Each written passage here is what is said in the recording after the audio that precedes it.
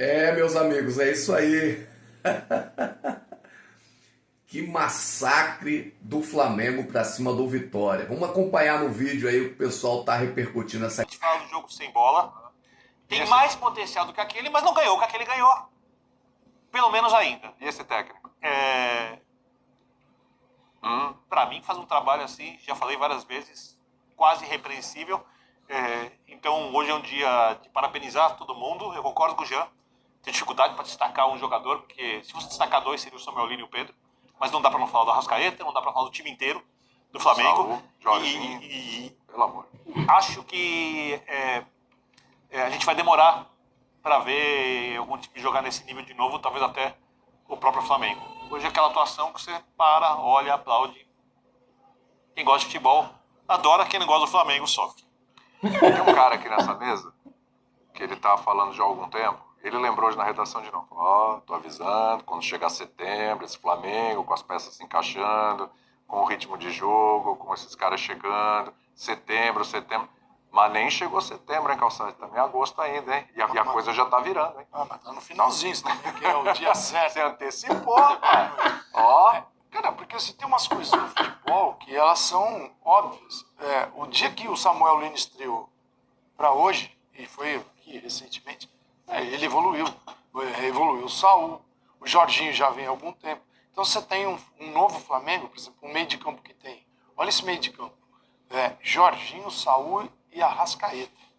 É de uma qualidade absurda, mas é preciso um mínimo de entendimento, né, entre eles. E isso ocorre com o tempo. Ocorre com o tempo, porque o tempo para treinamento é curto, embora o Flamengo agora, nesse momento, tem uma semana de que tem Copa do Brasil, ele não vai jogar, e na outra depois também, aí isso facilita um pouco. Aí vem data FIFA, aí um monte de gente sai, fica difícil para evoluir como equipe, o conjunto, mas nitidamente ele está em evolução, né? Então ele tem um potencial para em setembro estar muito melhor. E quando eu falo setembro, eu estava me referindo às datas da Libertadores. Sim. E outubro, as datas da Libertadores. Você falou, se passar pelo Inter, esse Flamengo vai chegar fortíssimo nas quartas. Era tarefa, porque se não passasse pelo Inter, ele ia evoluir, mas sem a Libertadores. Exato. E isso poderia impactar ou atrasar um pouquinho a evolução. Então ele tem um elenco maravilhoso. Por exemplo, o Samuel Lino fez 2 gols, né? Isso. Passe para 3, jogou 63 minutos. E ganhou uma nota absurda. Um cara que ganhou um 10 no jogo. São 63 minutos. 12 minutos, se fosse 60 minutos, ele teria participado de um gol diretamente. O Luiz Araújo entrou no segundo tempo, né? E ele jogou muito bem, o Arrascaeta jogou muito bem. Sim, é claro que o Birner estava conversando com o Birner, né? Falou assim, qual foi o maior erro do Vitória? Eu falei, foi ter ido para o Rio de Janeiro, né? Você está falando piada, obviamente. É claro, acontece o seguinte, o que muda tudo é o comportamento de uma equipe. Quando muita gente pode, nesse momento, estar falando, mas o Vitória está muito mal, o Vitória está caindo lá, está lá no fundo da tabela. Mas nós cansamos de ver partidas em que um adversário de um nível melhor, como o Flamengo, ao encarar um adversário que está jogando muito mal, acaba se enroscando naquela ruindade porque não tem o comportamento correto para uma partida contra um adversário muito menor. E o Flamengo teve o comportamento ideal. Ele ignora e ele sabe qual é o impacto de uma grande partida.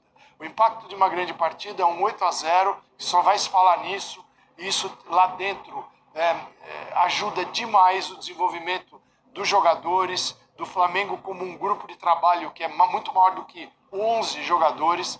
Então, cara, é fundamental. Então o Flamengo teve um comportamento maravilhoso e é um comportamento que precisa ser replicado em jogos mais difíceis também, que é o que vai dar ao Flamengo a condição de ganhar a Libertadores da América e também ganhar o Campeonato Brasileiro. Não estou dizendo que já ganhou, estou dizendo que ele é um candidatíssimo, enorme, um candidato a ganhar as 2 competições, se ele continuar na evolução que mostrou hoje, um jogo histórico, placar histórico dos pontos corridos, né? Não havia sido registrado ainda, então foi fenomenal. E é legal, por exemplo, o Pedro. O Pedro, contra um adversário que você não precisa se dedicar tanto, né? Ele foi fenomenal. Vem um jogo de Libertadores contra Estudiantes. Será que ele joga Joga o Pedro ou joga o Bruno Henrique? Aí a gente vai ver. Mas pelo menos o Felipe Luiz pode dizer que está vendo uma recuperação de um centroavante. E isso é muito importante para o Flamengo.